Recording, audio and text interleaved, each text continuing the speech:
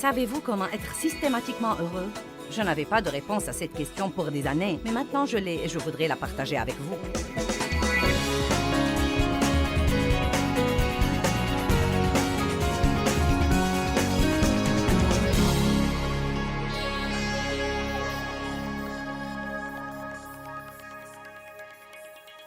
Ce matin, je veux vous parler encore une fois de vivre sans frustration.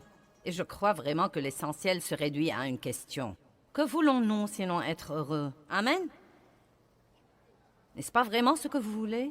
Même les autres choses que vous croyez que vous les voulez parce que vous croyez qu'elles vous rendront heureux. Ou, vous savez, si vous aviez plus d'argent ou une meilleure maison, vous seriez heureux. Si votre conjoint était sauvé, vous seriez heureux.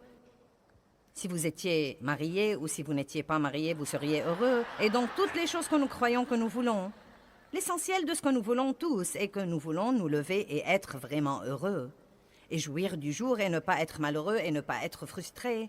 Et déçu et découragé et tout ce genre de rebut. Et donc, il y a un moyen de vivre le genre de vie que nous voulons. Jésus est mort pour nous donner exactement ce genre de vie.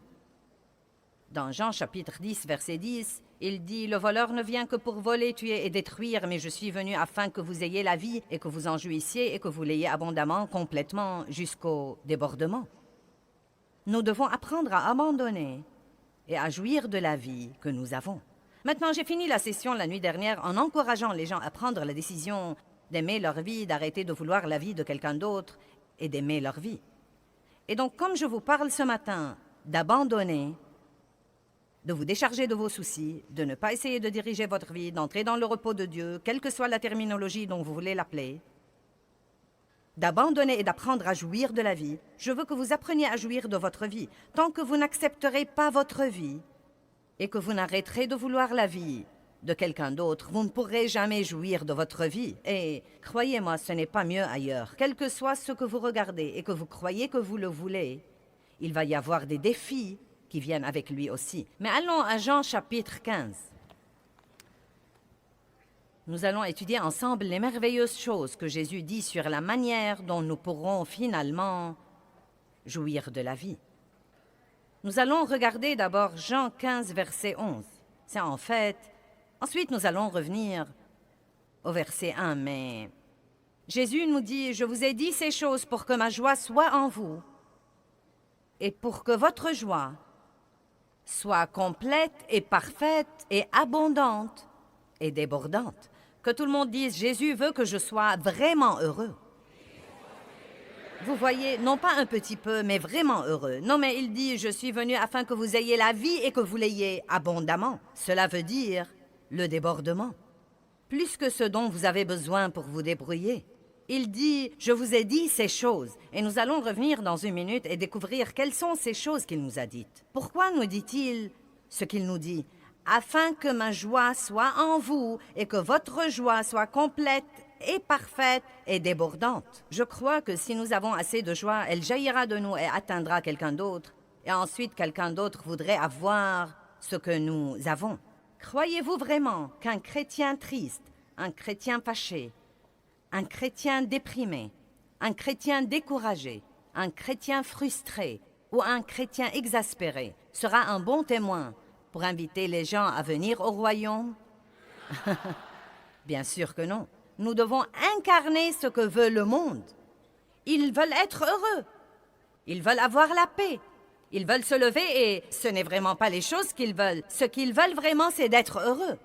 Et donc, si nous pouvons juste être heureux, nous serons un panneau d'affichage ambulant pour le christianisme, parce que si vous êtes stable et que vous vous y prenez dans la vie avec ce plaisir paisible, les gens vous demanderont ce que vous avez qui vous permet de vivre comme ça. Et la porte sera grande ouverte pour leur parler. Donc je crois que nous devons faire de la stabilité et de l'expression de joie, non pas un faux truc, mais une expression de vraie joie. Nous devons en faire une priorité dans nos vies. Il y a toujours quelque chose qui vous fera froncer les sourcils tous les jours, si c'est ce que vous voulez faire, mais ça ne va pas améliorer votre vie. Maintenant, quel que soit ce que vous croyez que vous voulez, ce que vous croyez qu'il vous rendra heureux, je ne veux pas vous décourager, mais ce n'est pas ce que vous voulez vraiment. C'est incroyable le temps que nous passons dans notre vie à poursuivre des mirages. Avez-vous jamais vu un film sur le désert? Vous savez, où un type est dans le désert et il meurt de faim et de soif et il croit qu'il voit une petite flaque d'eau au loin. Non, mais elle lui semble très réelle. Et il fonce vers cette flaque d'eau. Il saute au milieu d'elle et il découvre que c'est de la poussière. C'est juste un mirage. C'était quelque chose qui semblait être quelque chose qu'il n'était pas.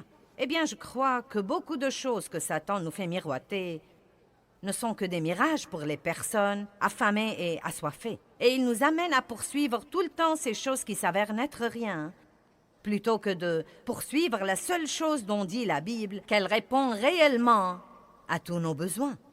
Donc, dans le verset 11, il nous dit « Je vous ai dit, versets 1 à 10, afin que vous ayez la joie. » Donc, nous devons revenir en arrière et voir ce qu'il a dit. Il commence « Je suis la vigne, mon père est le vigneron. Tout sarment en moi qui ne porte pas de fruits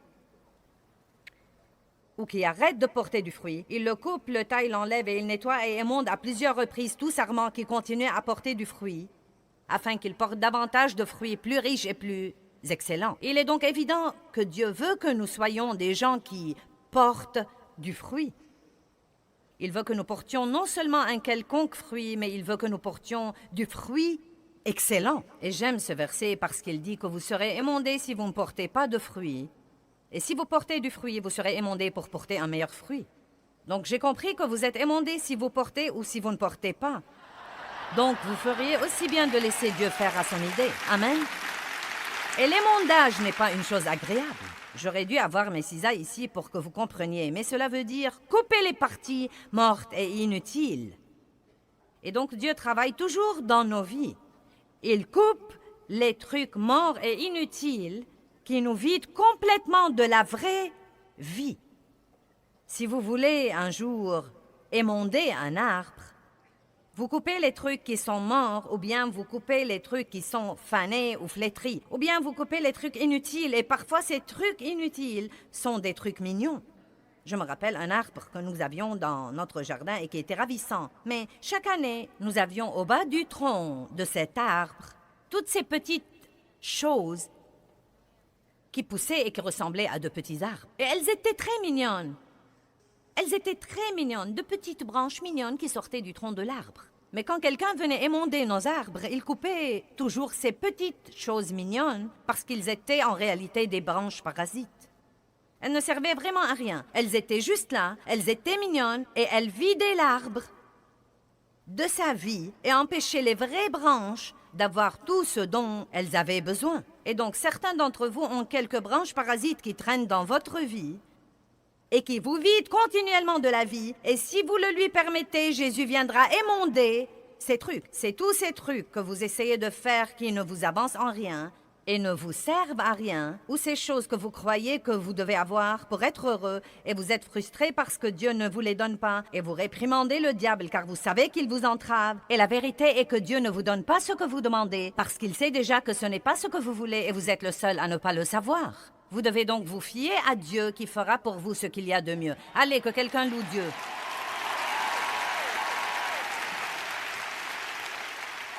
Puis il continue et il dit... Le mot « demeurer », il dit « si vous demeurez en moi », ce qui veut dire vivre, habiter et rester. Maintenant, vous ne demeurez pas en Dieu si vous passez 45 minutes à l'église le dimanche matin et que vous ne pensez pas à lui le restant de la semaine. Maintenant, la plupart de vous ici aujourd'hui ne sont évidemment pas comme ça parce que c'est vendredi matin et vous avez pris un congé de travail pour venir ici. Mais nous avons vraiment des millions de gens qui nous regardent à la télé, qui se sont probablement mis à l'écoute par hasard. Et peut-être que quelque chose, ma voix, m'est très particulier, le fait que je sois une femme, la chemise rouge et le col blanc, je ne sais pas. Quelque chose vous a amené à vous arrêter et à regarder pour une minute. Et peut-être que vous n'allez pas à l'église, et peut-être que vous êtes chrétien, et peut-être pas. Et peut-être que si vous allez à l'église, vous y allez le dimanche et vous redoutez d'y aller et vous avez hâte que ça se termine. Eh bien, croyez-moi, ce n'est pas une relation de demeurer en Dieu. Jésus n'est pas mort pour que nous ayons une religion. Il est mort pour que nous ayons une relation profonde, intime, personnelle avec Dieu, par lui. Amen. Donc, vous devez soit vous mettre à cette relation à 100%, sans réserve, et vivre la vie que Dieu veut que vous viviez, soit vous privez de toutes sortes de victoires, car la tiédeur ne glorifie pas Dieu. Amen. Et donc demeurez, Jésus dit, si vous demeurez en moi et que mes paroles demeurent en vous, demandez ce que vous voudrez et cela vous sera accordé. Quelle belle promesse! Si vous demeurez en moi et que mes paroles demeurent en vous, demandez ce que vous voudrez et cela vous sera accordé. Mais demeurer, ce n'est pas aller à Dieu quand vous êtes désespéré. Ce n'est pas aller de temps en temps à l'église pour passer vos 45 minutes et vous réjouir quand ça se termine. Ce n'est même pas regarder Joyce Meyer à la télé de temps en temps ou un autre pasteur que vous croyez que vous aimez. C'est vivre, habiter, rester avec lui à tout moment. Maintenant, la Bible dit que si nous demeurons dans la vigne, nous porterons beaucoup de fruits. Beaucoup de fruits. Maintenant, voilà une illustration que Dieu m'avait donnée il y a longtemps. Et vous savez, nous l'avons un peu embellie pour vous, mais à l'époque où je l'ai d'abord faite, je suis allée chercher quelques branches. Et si vous allez couper la branche d'un arbre quelconque, la vie pour les branches qui est nous vient de la vigne ou du tronc. Et tout ce que la branche doit vraiment faire, c'est de s'accrocher là. Et la vigne lui fournit tout le reste. Elle s'accroche là et reçoit. Merci Jésus. Alléluia. Dieu aide-moi. Fortifie-moi Seigneur. Rends-moi gentil. Maintenant vous savez que ce soit un pommier ou un oranger, par exemple. Vous voyez, les chrétiens essayent toujours d'être gentils. Nous sommes... Oh, je faisais de gros efforts pour être gentil. J'essayais de laisser ma bouche fermée. J'essayais d'être gentil. Eh bien, avez-vous jamais vu un pommier ou un oranger dire « Je suis un oranger !» Non. Comment saurez-vous que c'est un oranger en voyant les oranges? Comment saurons-nous que nous sommes chrétiens en voyant le fruit? Et comment allons-nous porter du fruit en demeurant dans la vigne? Vous n'allez pas porter du fruit.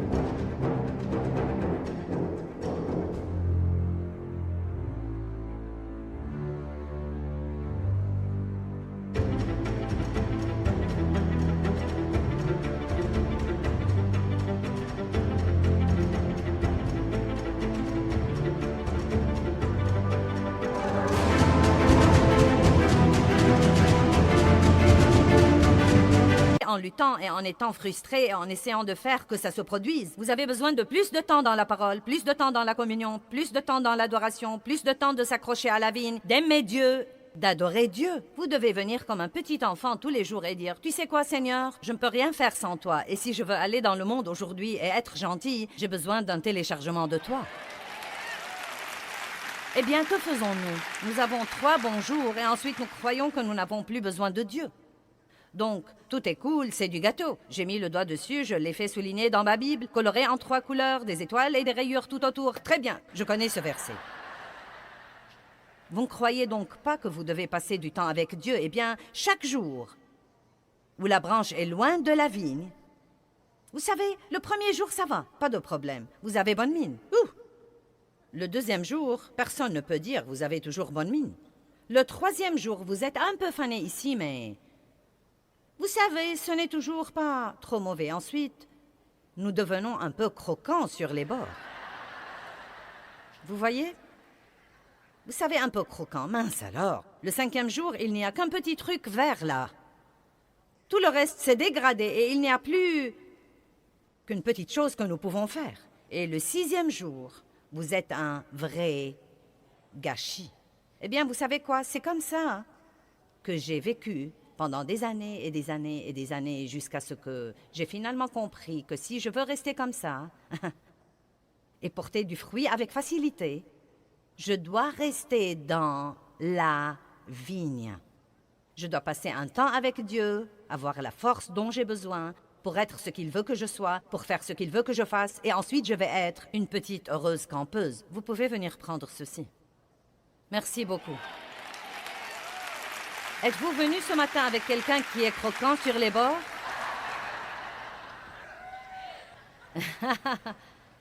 Cet homme là-bas a des ennuis. Il a dit oui et il a montré sa femme du doigt. Oh, c'est lui! Elle est venue avec lui. Eh bien, Dieu merci pour votre franchise.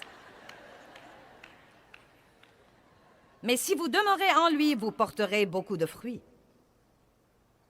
Si vous demeurez en lui, vous pourrez avoir la joie. Tout commence par lui. Maintenant, Romains 11, 17. Allons là.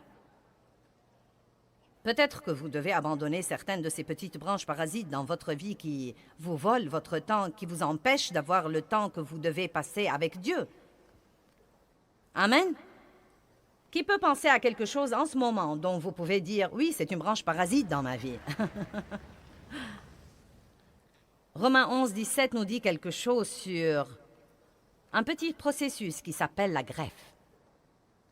Et je veux vous expliquer ce que c'est parce que je crois que c'est un beau principe. Mais si quelques-unes des branches ont été coupées, tandis que toi, olivier sauvage, tu as été greffé parmi les branches restantes pour partager la richesse de la racine et de la sève de l'olivier. Et ensuite, il dit quelques autres choses, mais ce qu'il dit, c'est que les Juifs étaient comme les branches naturelles, mais à cause de l'incroyance, certains ont été coupés. Et ensuite, Dieu a pris les païens et il les a greffés pour qu'ils puissent partager la richesse et la sève de l'olivier. Il y a en fait un processus qui s'appelle la greffe.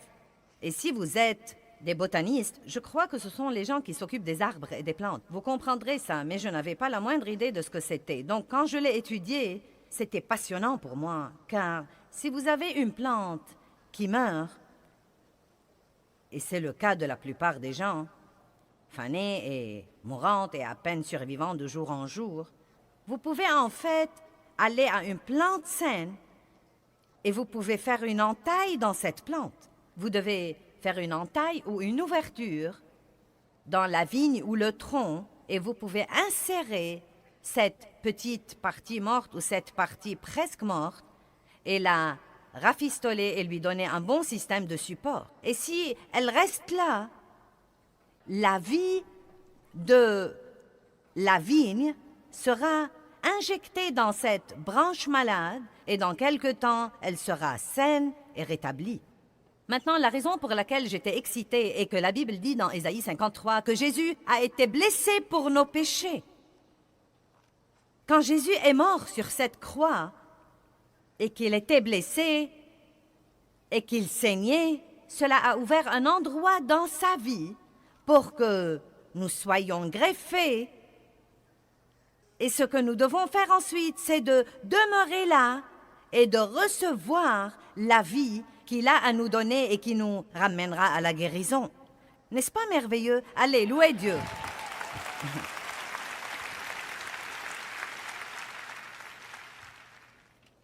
Je veux donc m'arrêter là pour un instant avant de parler d'autre chose aujourd'hui. Je veux vous dire que la première chose que vous devez faire comme nouveau croyant, quand vous avez été greffé dans cette vigne et que vous êtes un nouveau croyant et que vous venez comme une branche malade et que vous avez tous ces problèmes, tous ces complexes, vous avez été maltraité dans le monde, vous avez été gâché, vous avez fait beaucoup de choses mauvaises, beaucoup de mauvaises choses vous sont arrivées, vous avez de mauvaises idées maintenant, beaucoup de mauvaises attitudes, vous avez besoin de beaucoup de guérison. Et Dieu nous offre la guérison. Et je crois qu'une des erreurs que fait le christianisme en général et les enseignants chrétiens et les leaders chrétiens et les leaders dans l'Église, c'est que les gens viennent à l'Église et tout de suite nous voulons leur donner quelque chose à faire.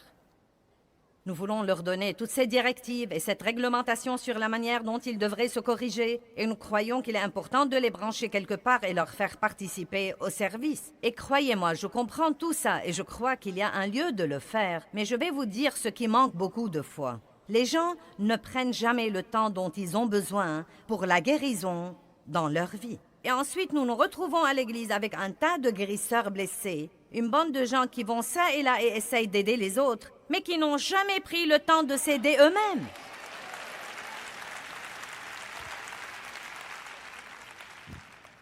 Vous voyez, je me lasse tellement d'essayer de m'occuper, par exemple, de chrétiens qui manquent d'assurance.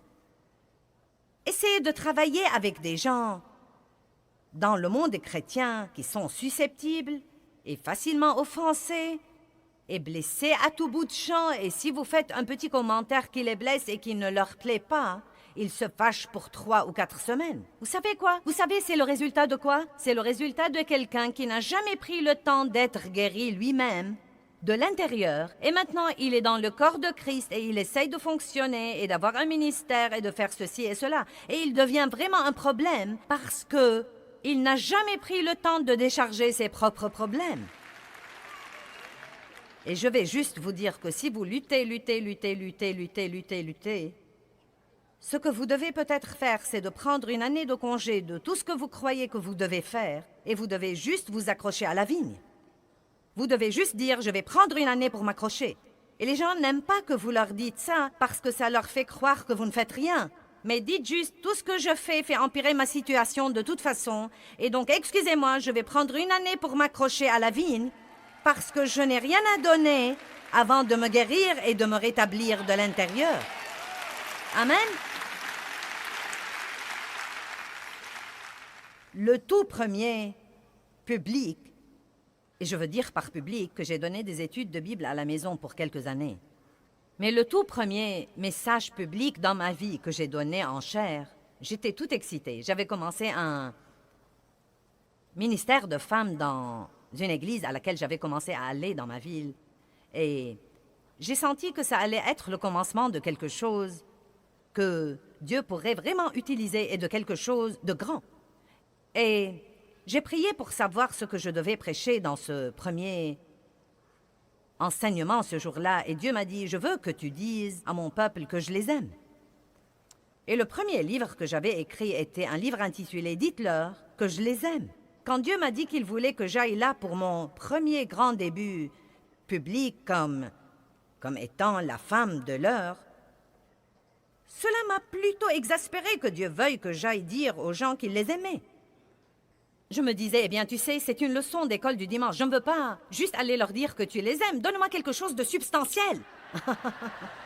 Donne-moi quelque chose de riche. Je veux quelque chose de substantiel et riche, une révélation à télécharger aux gens. Et il m'a dit simplement dans mon cœur, non, les gens ne savent pas que je les aime. S'ils le savaient, ils auraient agi différemment. Pourquoi est-ce que nous manquons d'assurance? Parce que nous n'avons pas de révélation sur l'amour de Dieu pour nous. Nous ne comprenons pas la justice, nous ne comprenons pas qui nous sommes en Christ. Donc nous laissons ce que nous disent les autres nous dicter notre valeur, et c'est parce que nous n'avons jamais pris le temps de nous immerger dans la parole de Dieu assez longtemps pour laisser ce que nous lisons passer de notre tête à notre cœur et devenir pour nous une révélation qui changera nos vies. Je suis là pour vous dire aujourd'hui que vous ne devez pas mener une vie pleine de crainte. Vous ne devez pas mener votre vie en vous souciant excessivement de ce que pensent les autres. Vous ne devez pas passer une mauvaise semaine parce que quelqu'un n'a pas aimé votre coiffure. Vous ne devez pas déprimer parce que quelqu'un ne vous a pas apprécié ou ne vous a pas remercié. Vous ne devez même pas passer une mauvaise semaine parce que vous vous êtes levé après avoir projeté d'être saint et vous avez tout raté après votre sortie du lit. Si vous savez que vous êtes en Christ et si vous comprenez l'amour inconditionnel de Dieu, non mais vous l'avez. Je ne veux pas dire que c'était un petit enseignement que vous avez écouté, mais vous l'avez. Il est certainement au-dedans de vous. Vous êtes enraciné et fondé dans l'amour de Dieu. Non mais personne ne peut vous l'enlever. Vous devenez une personne différente.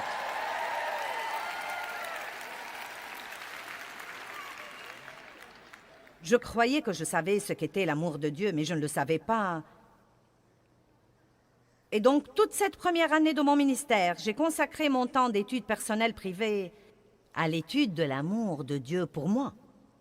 J'avais été victime d'abus sexuels dans mon enfance et je n'ai pas compris l'amour comme il faut, surtout pas l'amour inconditionnel. Il me semblait que, quand j'étais jeune, si je travaillais, ça m'évitait beaucoup d'ennuis à la maison. Et donc, je suis devenue un bourreau de travail pour avoir de la valeur. Et certains d'entre vous tirent leur valeur d'être perfectionnistes et, vous savez, nous la tirons en partie de notre physique et en partie de nos connaissances et toutes ces autres choses dont nous devons tirer notre valeur. Nous devons la tirer de qui nous sommes en Christ. Et donc, Dieu a pris une année entière. Non, mais j'ai lu tous les versets sur l'amour de Dieu. J'ai acheté des livres sur l'amour de Dieu. J'ai écrit des notes sur l'amour de Dieu. Et une des choses que je faisais et qui était précieuse pour moi était que je me regardais dans le miroir et je disais, Joyce, Dieu t'aime. Toi qui es là, Dieu t'aime à toi. Il t'a créé. Il a son œil sur toi tout le temps. Il a un bon plan pour toi. Dieu t'aime personnellement. Quel que soit ce que disent tous les autres, Dieu dit que tu es précieuse à ses yeux, tu as de la valeur, Dieu t'aime. Et je conduisais la voiture et je faisais un tour et je disais, Dieu m'aime beaucoup.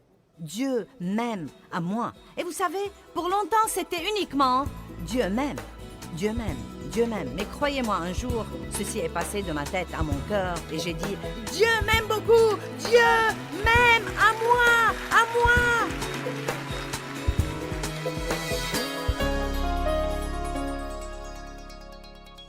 Eh bien, je veux personnellement vous encourager à être heureux de qui vous êtes. Comprenez que...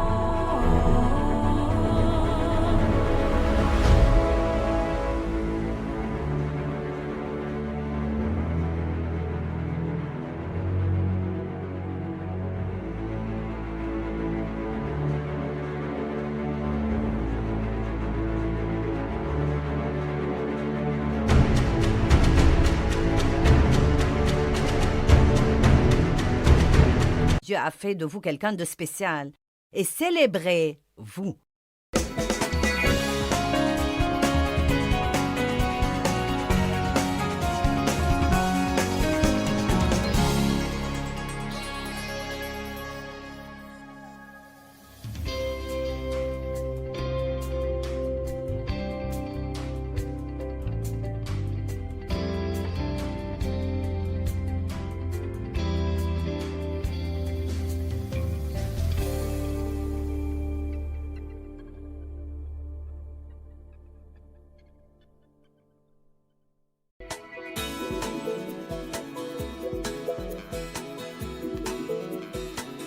Est-ce que vous voulez vous réjouir de vous-même?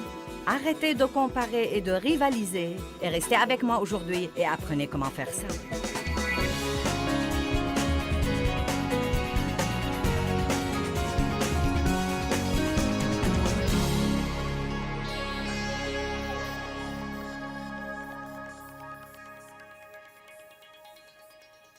Si mon mari vient me dire, tu sais quoi, je voudrais passer la journée avec toi.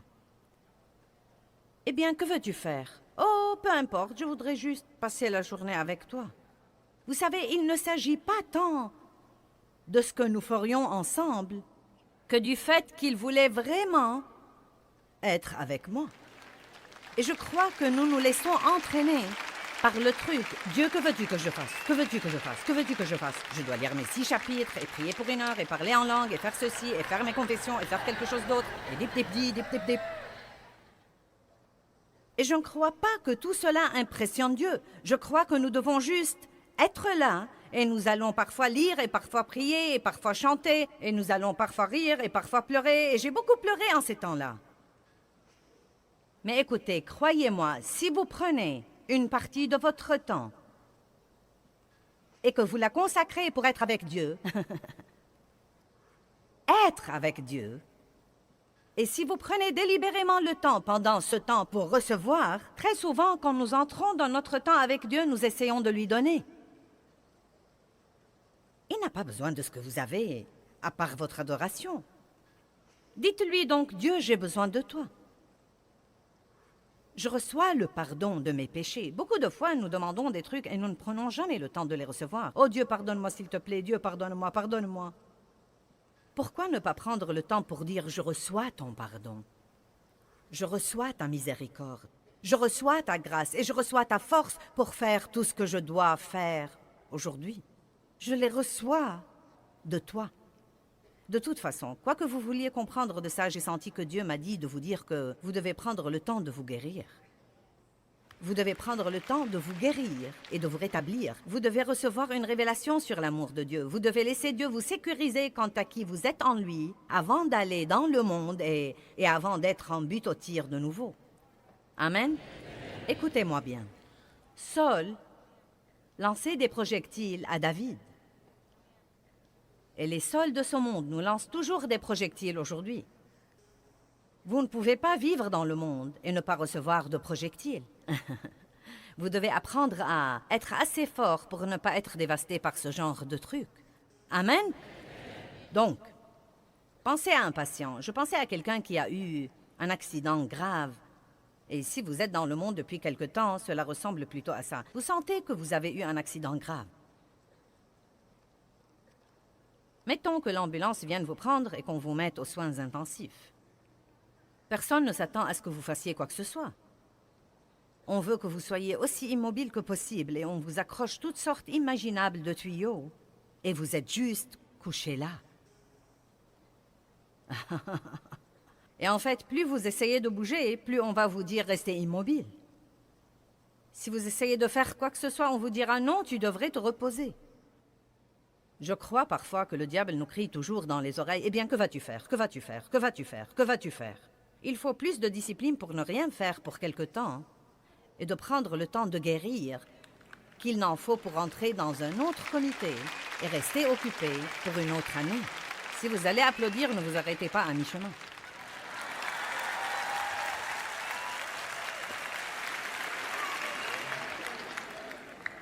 J'ai pris plus de temps que je ne le voulais pour dire tout ça.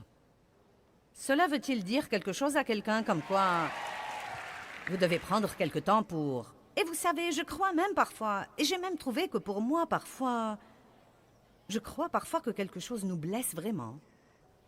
Et parce que nous sommes des gens de foi, vous savez, nous n'aimons même pas admettre que ça nous a blessés. Oh, je suis très bien, le Seigneur soit loué. Et vous essayez de feindre et vous vous y habituez vraiment. Et vous savez, nous recevons ces coups différents des médias et c'est toujours intéressant quand les gens essayent de dire des choses sur votre compte alors qu'ils ne savent rien du tout. Et ce n'est pas facile, ça fait mal. Mais quand ça vous arrive plusieurs fois, cela devient un peu plus facile. Mais écoutez-moi, la dernière fois que ceci m'est arrivé, j'ai pensé « Oh, je suis très bien, je suis très bien ». Et vous savez quoi? 3 mois plus tard, j'ai compris que je n'étais pas très bien. Ça m'avait blessée et j'avais besoin de prendre du temps pour laisser Dieu lui-même et peut-être même l'amour d'autres personnes de me ramener à une attitude où je me sentirais vraiment forte de nouveau. Donc vous devez parfois prendre ce temps-là. Si quelque chose vous a blessé, même si c'est quelque chose qui ne se reproduira pas, vous savez, vous devez l'avouer à Dieu et prendre le temps d'avoir la guérison et le rétablissement dont vous avez besoin. Sinon, vous passerez votre vie blessé et saignant. Et si vous êtes comme ça, vous finirez par blesser les autres. Car les gens qui souffrent font souffrir les gens. Prenez donc le temps dont vous avez besoin pour vous guérir. Maintenant, nous croyons que la joie vient d'avoir ce que nous voulons quand nous le voulons. Si seulement je pouvais avoir ce que je veux, tout de suite, parce que nous le voulons toujours maintenant. Y a-t-il quelqu'un ici qui espère que son exaucement viendra maintenant? Maintenant. Maintenant. Je le veux. Si je pouvais l'avoir maintenant, je serais heureuse.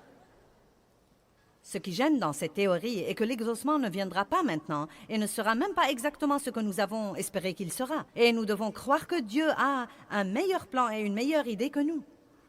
Si avoir ce que vous voulez chaque fois que vous le voulez et quand vous le voulez rend les gens heureux, pourquoi donc les gens les plus riches et les gens les plus célèbres au monde ont-ils tellement de problèmes? Pas tous, bien sûr, mais beaucoup de gens dont vous pensez. Non, mais ils ont tout. Le taux de suicide le plus élevé est parmi cette catégorie de gens. Donc cela en soi prouve que ce n'est pas ce que vous avez autour de vous qui vous rend heureux, mais c'est ce qui se passe au-dedans de vous qui vous rend heureux. Voilà la différence. Donc, j'ai vécu toutes ces années et j'ai commencé à parler la nuit dernière de toutes les choses qui me faisaient penser. Eh bien, si seulement je pouvais changer ceci, et si seulement je pouvais changer cela, je serais heureuse. Et si je pouvais avoir ceci, je serais heureuse. Ou avoir cela, je serais heureuse. Et il m'a fallu tant d'années pour me rendre compte que ce n'est pas vraiment ce qui me rendrait heureuse. Et pendant toutes ces années où je poursuivais ces mirages, j'étais vraiment frustrée. J'ai dit hier que la grâce est la puissance de Dieu qui nous aide à faire ce que nous devons faire. La grâce est la puissance de Dieu qui change ce qui doit être changé dans nos vies. C'est la puissance de Dieu qui nous change. C'est la puissance de Dieu qui change nos circonstances. C'est la puissance de Dieu qui change les personnes dans votre vie qui ont besoin de changer. Combien d'entre vous ont un projet en cours dans votre vie ou quelqu'un sur qui vous travaillez? Eh bien, vous n'êtes pas le potier. Et il vous serait probablement reconnaissant si vous rentriez chez vous et vous le dispensiez du tour de potier, et si vous compreniez que vous n'êtes pas le Saint-Esprit Junior et que Dieu n'a pas besoin de votre aide. J'étais très occupée à essayer de me changer et j'ai essayé de changer ma personnalité. La femme de mon pasteur était vraiment douce et toute petite et blonde avec des yeux bleus et j'étais vraiment comme un éléphant dans un magasin de porcelaine. Et donc, quand elle disait quelque chose, c'est à peine si on l'entendait. Et quand je disais quelque chose, tout le monde l'entendait. Donc j'ai essayé d'être comme elle. J'ai voulu avoir une relation avec elle parce qu'elle était la femme du pasteur. Et après tout, vous savez, si on peut être en relation avec les gens importants, cela nous profiterait sûrement. Et vraiment, il y avait quelque chose qui clochait. Il semblait que nous ne pouvions pas nous entendre, vous savez. Et j'ai finalement découvert que j'essayais de lui ressembler et qu'elle essayait de me ressembler. Le diable l'avait convaincue qu'elle était effacée et mollasse et faible, et qu'elle devait être plus hardie et plus agressive et plus directe. Et il m'a convaincue que j'étais une grande gueule et odieuse et que je devais être douce et gentille comme elle. Et je me demande combien de gens au monde essayent d'avoir des relations, mais ils ne sont pas leur vrai moi. Ils ont les yeux sur quelqu'un d'autre et souhaitent être comme cette autre personne. Et ils sont loin de se douter que cette personne a les mêmes sentiments. Je suis heureuse de pouvoir aller déjeuner avec Darlene aujourd'hui sans vouloir être comme elle et être heureuse d'être moi. Mais il y a eu une époque où je n'étais pas du tout comme ça. J'aurais pensé, oh, si seulement je pouvais chanter comme ça. Si seulement j'avais des cheveux blonds, si seulement je pouvais porter une robe sur mon jean et être superbe là-dedans. J'y ai pensé ce matin quand elle était là. Je l'ai vue porter ce qui a l'air d'être une paire de rideaux de fenêtre et ça lui allait à merveille. Non, mais elle peut enfiler n'importe quoi et mettre une ceinture dessus et la descendre jusque-là et mettre une paire de bottes et rejeter ses cheveux en arrière et sortir et être superbe. Pas moi, mince alors. Je dois travailler là-dessus.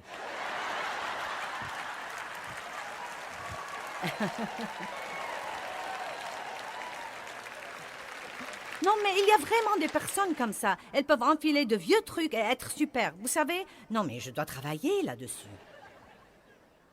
La liberté, c'est quand vous n'êtes plus obligé de vous comparer à quelqu'un d'autre désormais. Savez-vous que la liberté est quand vous pouvez juste être vous-même et savoir que Dieu vous aime pour vous et qu'il vous aime inconditionnellement et qu'il ne vous aidera jamais à être quelqu'un d'autre. Il ne veut pas que vous soyez quelqu'un d'autre. Il veut que vous soyez le précieux vous qu'il vous a créé pour être. Vous ne devez pas comparer. Vous ne devez pas rivaliser. En fait, plus vous faites ça, plus vous serez frustré. Parce que Dieu s'opposera à vous. Il vous résistera. Et Dieu lui-même vous frustrera. Car je crois que c'est insultant pour Dieu qui s'est ingénié avec amour à nous former, selon le psaume 139, dans le ventre de nos mères, de sa propre main, soigneusement, dit la Bible, et merveilleusement, comme s'il brodait une belle œuvre d'art. Et ensuite, il a regardé tout ce qu'il a créé, dit la Genèse, et il a dit que c'était bon. C'est bon, tout ce qu'il crée est vraiment bon. Puisqu'il vous a créé, vous êtes bon. Et vous êtes unique. Et il ne veut pas que vous essayiez d'être quelqu'un d'autre. Maintenant, je ne dis pas que les gens ne peuvent pas être un exemple pour nous. Ils peuvent être un exemple, mais ils ne peuvent pas être un modèle. Ils ne peuvent pas...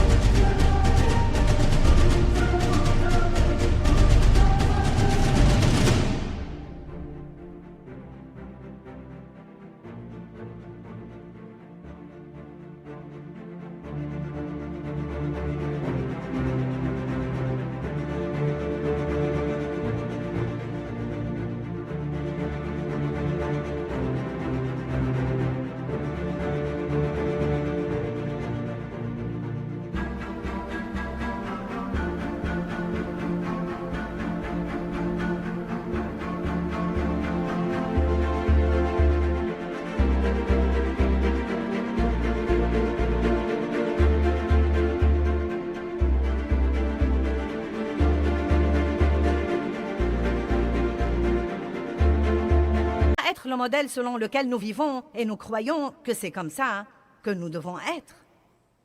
Amen. Je n'aimais pas mes dons et mes talents. Je n'ai jamais été douée pour les travaux manuels.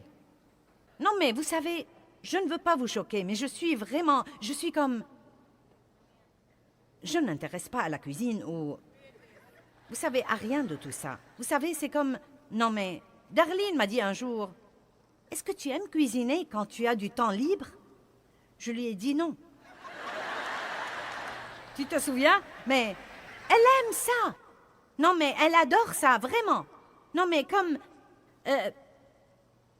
J'étais avec Martin l'autre jour et il m'a dit qu'il allait venir avec sa famille passer 2 semaines chez nous. Et j'ai compté les personnes qui seront dans une même maison. C'est comme... Combien? Il y a 6 enfants et leurs parents. Ça fait 8 et ensuite vous avez vous et Marc. Et 3, donc ça fait 5 et 8, ça fait 13 personnes dans une même maison pour 2 semaines. Il n'y a pas moyen que je fasse ça. Non mais, je peux vous mettre dans un bel hôtel, mais vous n'allez pas loger chez moi. Vous feriez bien de passer un soir dîner chez moi.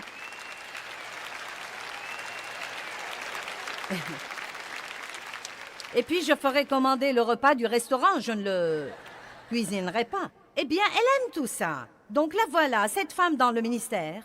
qui a un grand ministère mondial et qui rentre chez elle pour être une femme d'intérieur. Et elle aime cuisiner, et elle invite les gens, et elle cuisine, et elle est accueillante. Mais je ne veux pas me mêler de tout ça. Rien de ça. J'avais une voisine qui était comme ça. Elle était Miss Femme d'intérieur à l'époque où je manquais d'assurance et où je ne savais pas qui j'étais. Quand j'avais besoin d'une année pour m'accrocher à la vigne. Allez! Je dois m'adresser à quelqu'un aujourd'hui. Quand j'avais besoin de cette année pour m'accrocher à la vigne, pour m'accepter et m'aimer, Dieu a dû régler quelques trucs en moi avant de pouvoir travailler par moi. Il y a des gens parmi nous aujourd'hui et des gens qui nous regardent à la télé. Vous voulez que Dieu fasse quelque chose de grand par vous, mais vous ne lui permettez de rien faire en vous. Vous devez tout d'abord régler quelques problèmes dans votre propre vie et arrêtez de dire « je suis comme ça et je n'y peux rien, je suis comme ça ». Vous savez, si vous êtes susceptible et si vous êtes blessé et si vous en voulez aux autres pour leur bénédiction et si chaque fois que quelqu'un essaye de vous dire une parole de correction, vous vous mettez sur la défensive, il y a quelque chose qui ne va pas. Et ce n'est pas la faute à quelqu'un d'autre, c'est votre faute à vous. Et vous devez vous réunir avec Dieu, vous accrocher à la vigne assez longtemps pour découvrir ce qui cloche chez vous ou ce qui ne va pas chez vous pour que vous puissiez vous guérir et être heureux.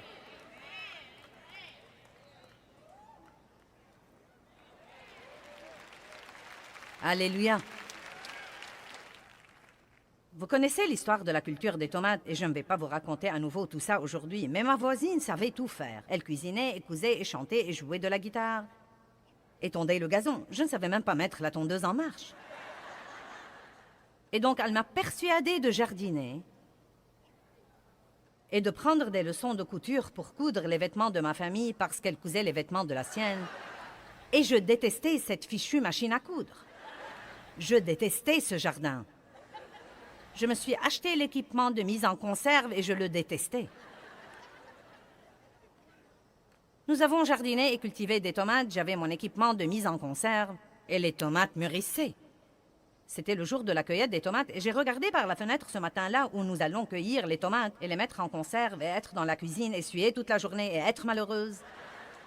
Mais nous aurions au moins nos tomates à regarder. Je me suis dirigée vers le jardin et un essaim d'insectes était passé par là et avait creusé de grands trous dans toutes mes tomates.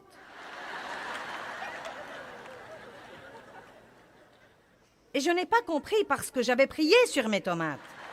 J'étais une femme de foi. J'avais prié sur mes tomates et j'avais oint ces tomates. Ma voisine avec qui j'allais mettre les tomates en conserve, nous vivions dans un lotissement. Sa maison était à côté de la mienne, pas plus loin que le bout de l'estrade. Elle avait son jardin dans son arrière-cour. Je l'ai appelée et je lui ai dit « Oh, ça alors! Tu ne me croiras pas. Les insectes sont venus la nuit dernière et ils ont creusé des trous dans nos tomates. Elle a couru dehors, puis elle m'a dit « Les miennes sont excellentes. » Maintenant, j'étais vraiment vexée. Bien Dieu, je suis une femme de foi et de puissance. J'ai prié sur mes tomates, je doute qu'elle ait même prié sur les siennes. Pourquoi les insectes ont-ils mangé mes tomates et pas les siennes? Il m'a dit, je ne t'ai jamais dit de cultiver des tomates, je ne suis donc pas obligée de protéger tes tomates.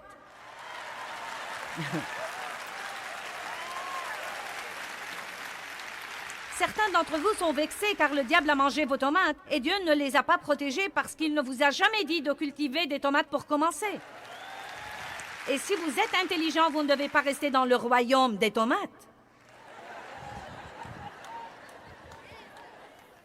Allez, quelqu'un comprend quelque chose, je peux voir ça. Eh bien, je ne comprends pas pourquoi ça ne marche pas. Je ne comprends vraiment pas. Je fais de gros efforts, j'essaye vraiment, j'essaye. Et rien de ce que je fais ne marche. Oh, allez vous accrocher à la vigne pour un an.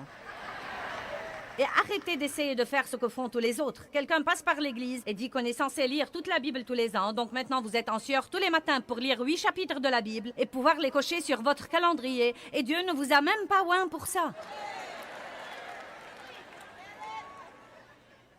Écoutez-moi, parfois je dois toujours regarder la première page de la Bible et la table des matières pour trouver un chapitre particulier. Et je suis une enseignante de Bible internationale. Je suis désolée de vous faire redescendre sur Terre. Je sais que je devrais pouvoir les mémoriser et les citer et faire tous ces trucs-là, mais... Oh, eh bien! Me voilà! Mais il paraît que ça marche d'une façon ou d'une autre. Dieu fait quelque chose. Amen? Dave peut toujours se les rappeler parce qu'il les a appris à l'école primaire. Je n'ai rien appris à l'école primaire sinon à détester les gens.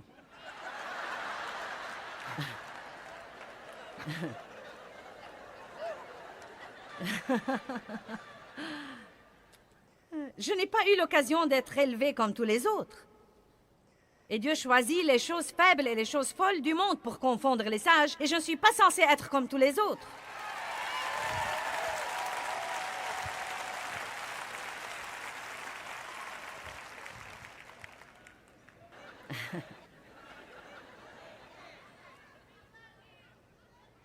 Recevez la grâce d'être vraiment qui vous êtes. Abandonnez tous ces trucs. Jouissez de votre vie, mais vous n'allez pas jouir de votre vie si vous ne vous aimez pas. Vous devez commencer par vous aimer vous-même. Et cela veut dire ne plus regarder ce que tous les autres savent faire et vouloir le faire vous-même. Je me suis armée de patience et j'ai cousu 2 choses à mon mari. Je lui ai cousu un short et une chemise. Vous vous rappelez de l'époque où le stretch était à la mode et savez-vous ce qu'était étendre et coudre? Cela trahit notre âge, mais c'était ce tissu extensible et on prenait des leçons d'étendre et de coudre et les vêtements avaient des passepoils, vous savez, et donc c'est devenu comme une mode. Et alors, j'ai cousu à Dave un short noir avec un passepoil gris et quand j'ai fini, je vous dis la vérité, la poche était plus longue que la jambe.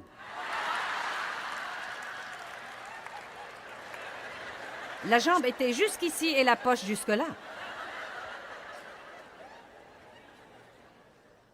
Ensuite, un jour, j'ai ourlé la manche de sa chemise et je l'ai ourlé d'en haut au lieu d'en bas. Et j'ai dû m'asseoir au sous-sol avec ce petit truc pour le défaire.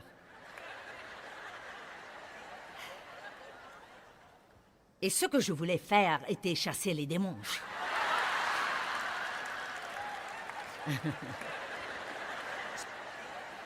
Je voulais aller imposer les mains sur les malades, prêcher l'Évangile, et me voilà essayant de cultiver des tomates et de coudre des vêtements à Dave, juste afin de prouver que j'étais une femme ordinaire.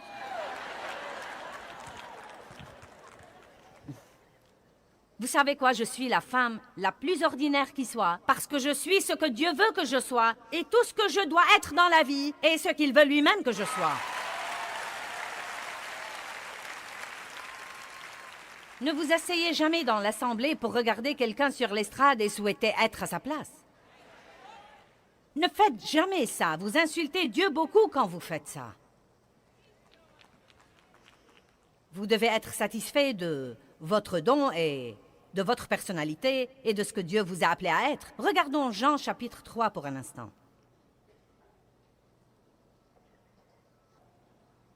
Le verset 23 dit « Jean baptisait à Hénon, près de Salim, où les eaux sont abondantes et les gens venaient à lui et se faisaient baptiser.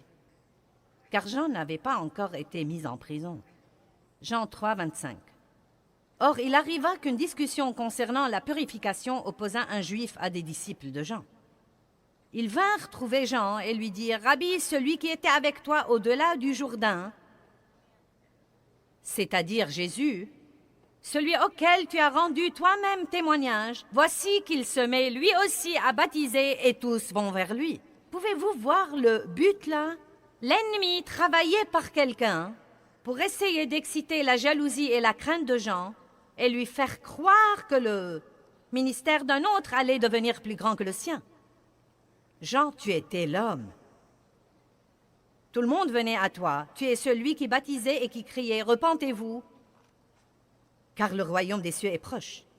Mais nous devons te dire quelque chose. Ce type dont tu parlais n'en parle plus désormais. Il est ici. Et maintenant, il baptise et on dirait qu'il attire une foule qui est plus grande que la tienne. Écoutez ce qu'a dit Jean. Jean répondit, verset 27, « Un homme ne peut recevoir, ne peut réclamer, ne peut prendre pour lui-même que le don qui lui a été donné du ciel. Un homme doit se contenter de recevoir le don qui lui a été donné du ciel. Il n'y a pas d'autre source. Vous-même, vous m'êtes témoin, vous confirmez personnellement que je vous ai dit que je n'étais pas le Christ, mais que j'étais envoyé devant lui. » Ensuite, il continue à dire, « Il faut qu'il grandisse et il faut que moi, je diminue. » Il connaissait sa place. Il était numéro 1 à être numéro 2. Vous savez, il y a très peu de gens au monde comme ça. Chacun croit qu'il doit être numéro 1 pour être quelqu'un. Mais Dieu ne va pas oindre tout le monde pour être numéro 1. Et nous avons besoin de beaucoup de gens qui soient numéro 1 à être numéro 2, et numéro 3, et numéro 4, et numéro 5, et qui ne se laissent pas entraîner par leur numéro, mais fonctionnent dans le don que Dieu leur a donné. Le don que Dieu leur a donné. Et vous devez être content de votre don. Assis au premier rang aujourd'hui ici, et je ne vais pas les appeler parce que je ne veux pas les embarrasser. Mais deux des personnes les plus importantes dans ma vie. Non mais, ma famille est là et elle est importante. Déborah voyage avec moi tout le temps. Et elle est importante, mais je ne parle pas d'elle maintenant. Nous avons amené aujourd'hui le couple qui s'occupe de tous nos trucs à la maison. Il s'occupe de tous nos vêtements et de tous nos repas et de toute la maison, de l'intérieur et de l'extérieur. Et vraiment, il s'occupe de tout pour que Dave et moi puissions faire ce que nous faisons. Et je leur ai dit, nous aimerions vous prendre dans 2 ou 3 voyages cette année pour que vous puissiez comprendre pourquoi vous faites ceci en réalité. Parce qu'ils sont dans les coulisses et...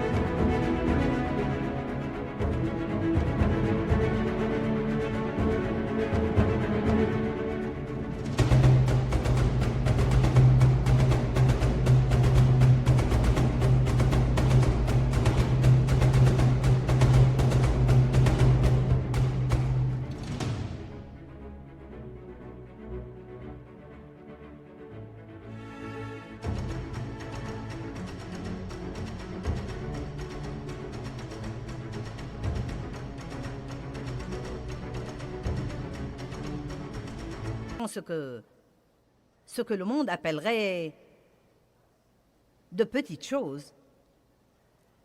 Mais ils sont deux des personnes les plus importantes dans ma vie, parce qu'ils me permettent de faire ce que je fais maintenant. Et ils sont si stables et si heureux.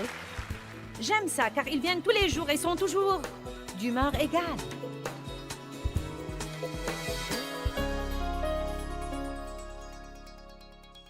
Eh bien, je veux personnellement vous encourager à vous réjouir de qui vous êtes. Comprenez que Dieu a fait de vous quelqu'un de spécial et célébrez vous.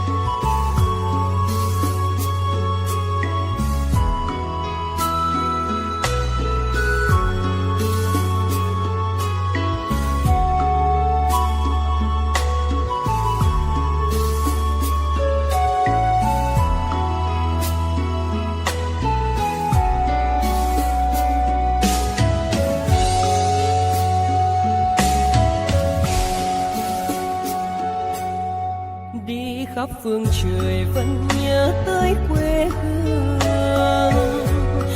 Người về đây thăm làng trù quê mẹ và làng sen quê cha, xúc động bồi hồi người rơi giọt lệ, thương mái nhà tranh thương đất mẹ nghèo.